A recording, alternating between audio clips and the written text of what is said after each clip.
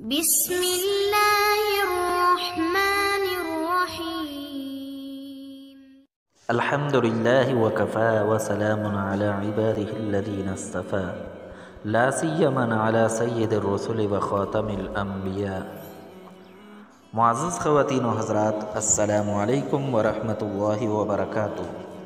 معزز خواتین و حضرات، آج ہم ایک ایسا وظیفہ لے کر حاضر ہوئے ہیں جو نبوی وظیفہ ہے اور قرآنی وظیفہ ہے، اور وہ اللہ تبارک و تعالیٰ کا خصوصی تحفہ ہے اس امت کے لیے۔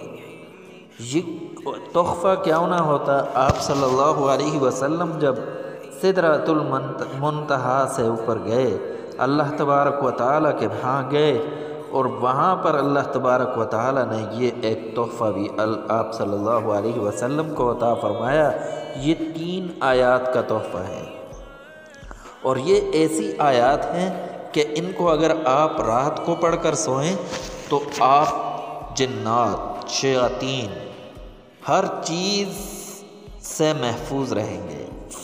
اور حضرت علی رضی اللہ تعالیٰ عنہ کا فرمان ہے کہ کوئی بھی شخص اگر تھوڑی سی بھی عقل رکھے تو وہ ان 3 آیات کو رات کو سونے سے پہلے لازمی پڑھے گا۔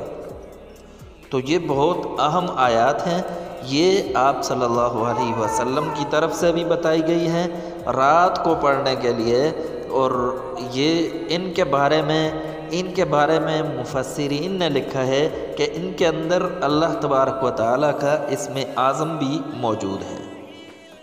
تو اب آتے ہیں کہ آیات کون سی ہیں۔ تو آیات یہ ہیں، سورہ بقرہ کی آخری 3 آیات ہیں، ان کو ہر روز رات کو سونے سے پہلے لازمی پڑھ لیا کریں۔